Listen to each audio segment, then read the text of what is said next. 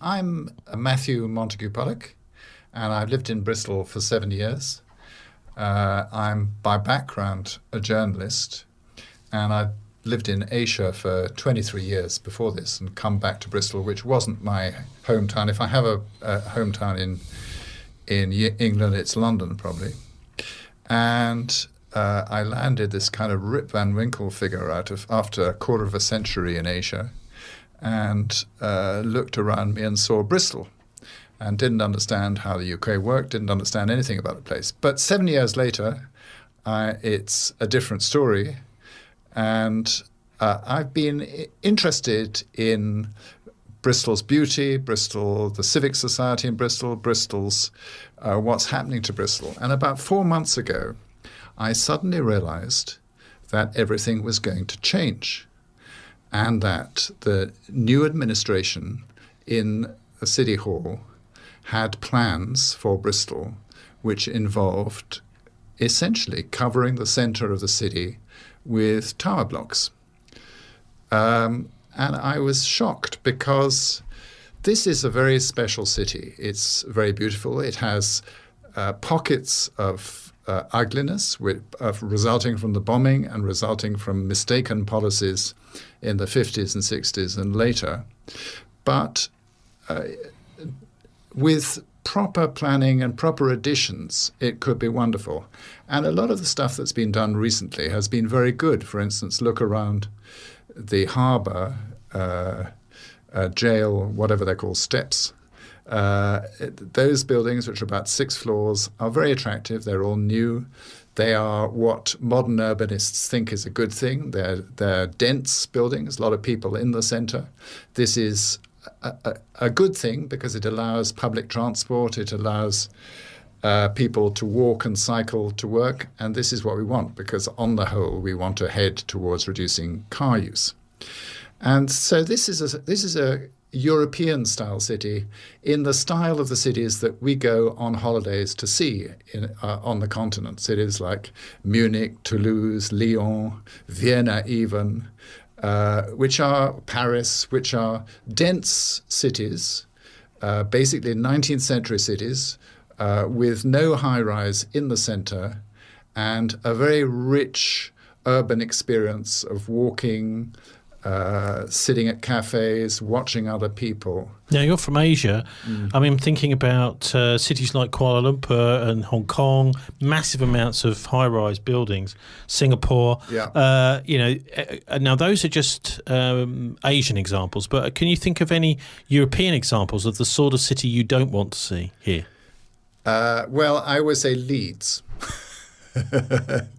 But I have to admit that I haven't spent a long time in Leeds. But arriving at the station and looking around the, in my eyes, catastrophic mixture of sort of random high-rises with historic stuff, just all jumbled together. Now, there's a massive temptation to build high, isn't there? Yeah. If you're going to buy a piece of land, the more stories you can put on it, the more money you can make.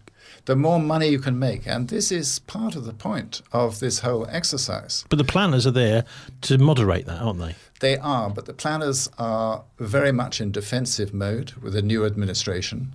One gets, I don't want to make a party political point, but one does get the feeling that Marvin Rees is kind of in a bunker of secrecy. Everything goes through the mayor's office, and nobody much knows what's going on, even within his own Labour Party, even Labour councillors. And the push towards high-rise very much comes from Marvin himself. I mean, just as an example of that, we've had the report commissioned into Bristol's libraries, but the report is remaining secret. Oh, really? And the only site that the senior people in the various other parties are allowed to see it, the Conservatives and the Lib Dems, is with an officer staring over their shoulder to make sure they're not photographing anything in the report. So I think you're probably right about the bunker mentality, actually. Yeah. Well, it's a very sad thing. And what gets me, in a way, about all this is if Marvin had wanted to completely transform the city, because this is really the biggest thing which is going to happen to Bristol in 100 years. We are changing from one of these marvellous continental cities which we pay money to go and see in our holidays to something very different. Modern high-rise cities kind of look the same wherever you are.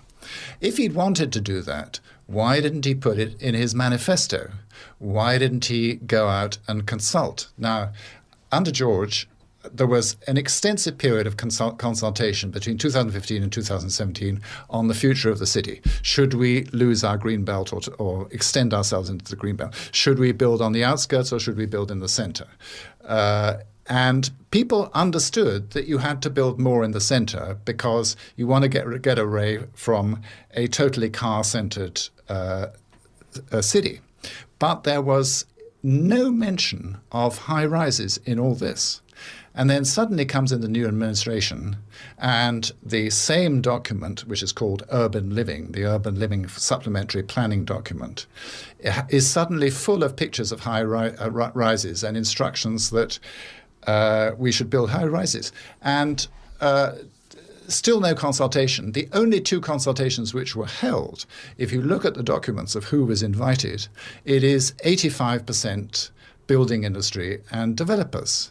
Now, I wonder, I mean, this might be cynical of me, but whether this is simply a plan the developers have cooked up that Marvin Rees is just nodding along to. Well, of course, if you want a heck of a lot of stuff to happen very quickly, and you want your numbers to announce at the next election, what you do is you let the free market rule and you accept whatever any developer comes along with.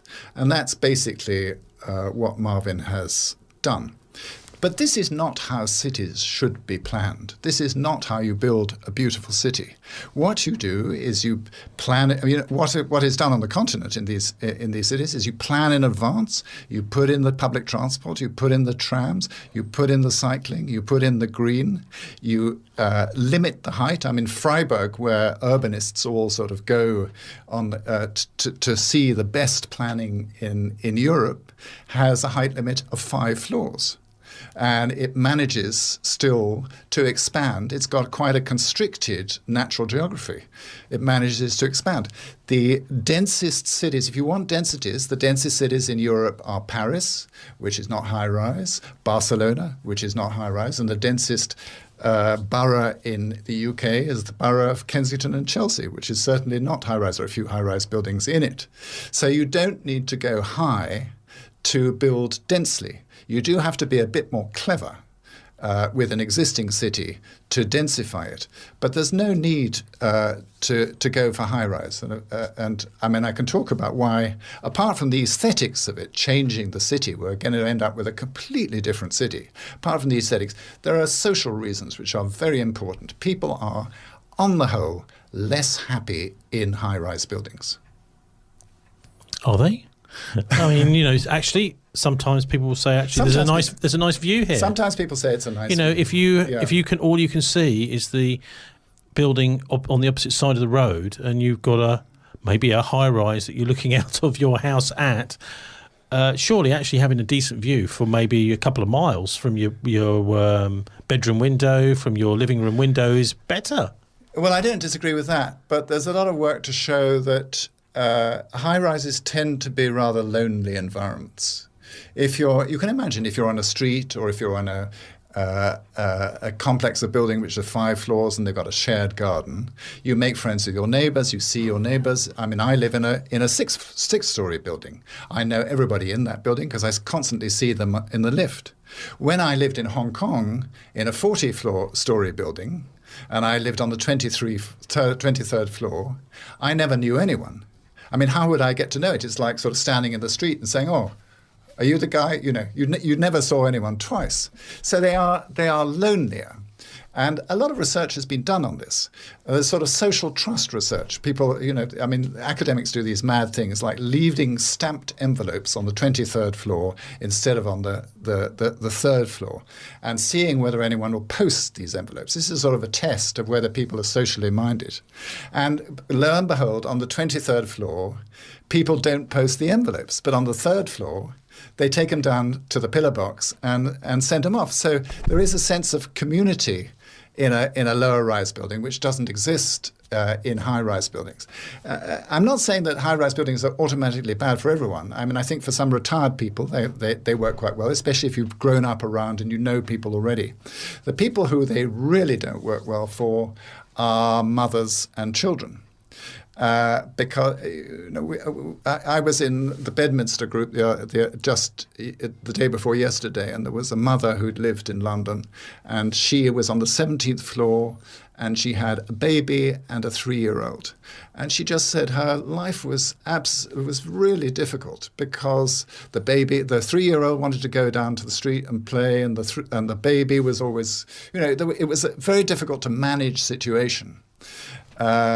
And I think that that's true of a lot of with young mothers. Now, in Bedminster, Nicola Beach has come in and stopped a tall building which was going to be a student building, largely students. And I understand the reasons for that. Some areas of Bristol have got many too many students. Where I live, at the top of St Michael's Hill, you could argue that's the case. But that means you're going to get young people, and in 2 or 3 years, they're going to have kids. So they're stuck at the top in 1 or 2 floor flats. It's very difficult for them to cope. No social life. I just don't think Marvin Rees will say one thing to you, Matthew, and that is we need to build as many and as quick as we can. Yeah, the reality is it's not a solution for the housing crisis. I mean, he's obviously gone to the developers and said, how can I build as many houses as quickly as possible? That's obviously true. But the houses that he's going to get built, you have to understand that high-rise buildings are, on the whole, more expensive.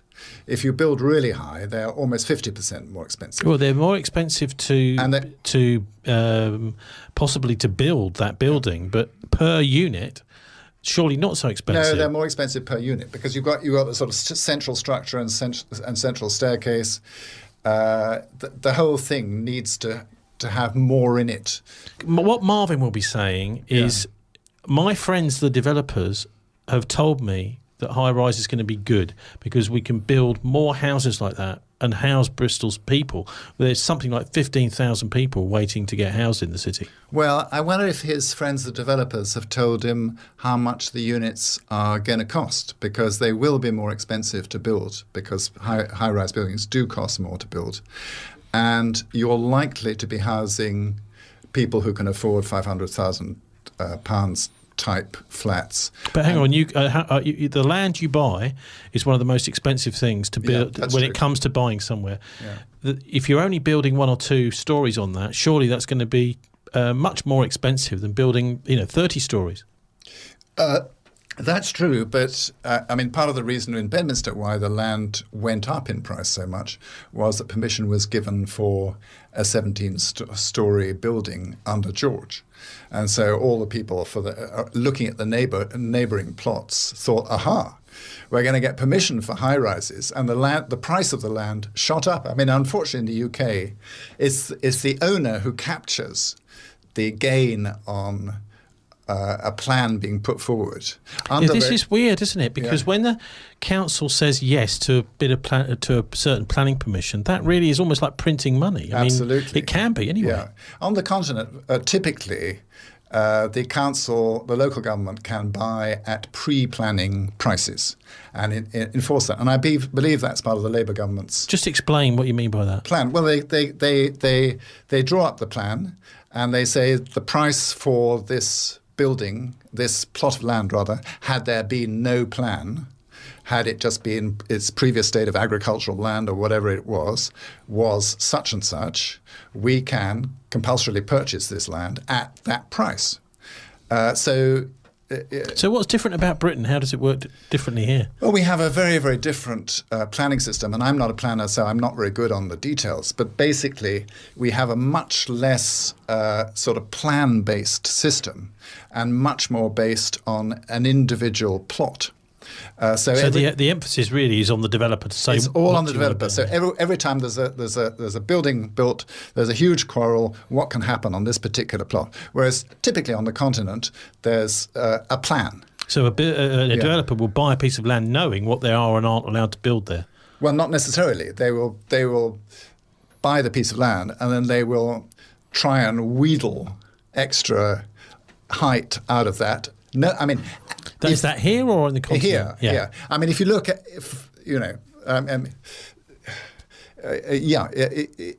if you look at the former ambulance station on Castle Park, where we're getting 26 floors of a building, where we could have housed the same. This is the fall down of the housing argument, because there was the same number of people being housed on a promised 7-floor building as will be housed on the 26-floor building.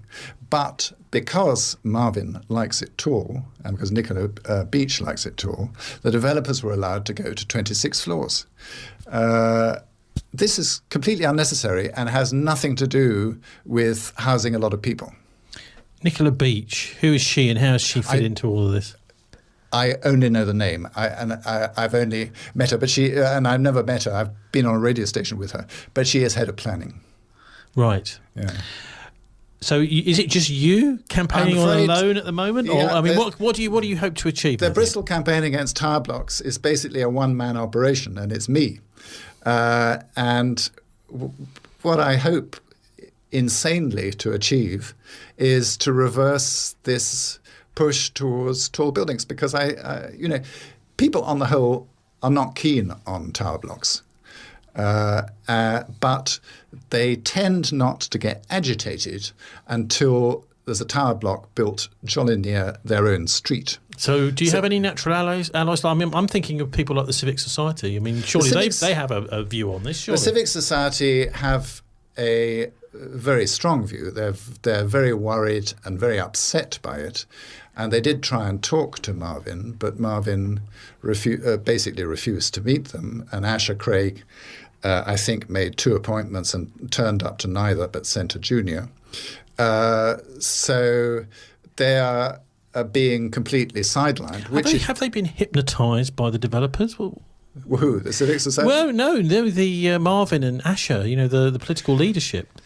I think partly because they want to get those numbers out. And I think partly they genuinely think that tower blocks are beautiful. They really think this. I mean, Nicola Beach said to me in the interview I had 3 days ago, we're falling behind. It's terrible. We're falling behind other towns which are building all these high-rise buildings. We must hurry up. Catch up with them, yeah. Yes. Anyway, look, Matthew, what's your group called and how can people follow what you're up to? Well, it's called the Bristol Campaign Against Tower Blocks, and we have a website explaining what we do, which is bristolhighrises.com, and we have a Facebook page. I don't know how to get people to a Facebook page, but if you put in Bristol Campaign Against Tower Blocks, you will find it.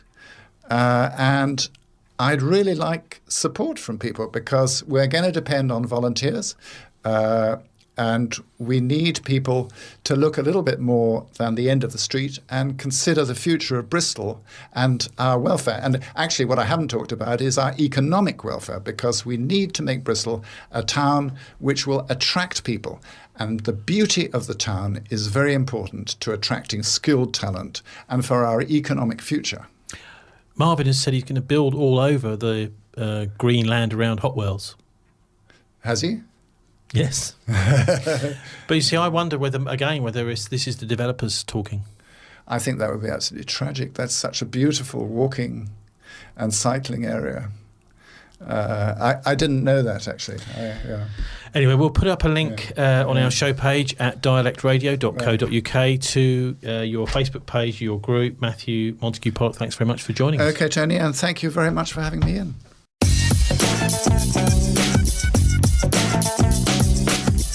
You're listening to dialectradio.co.uk, your local community radio run by volunteers.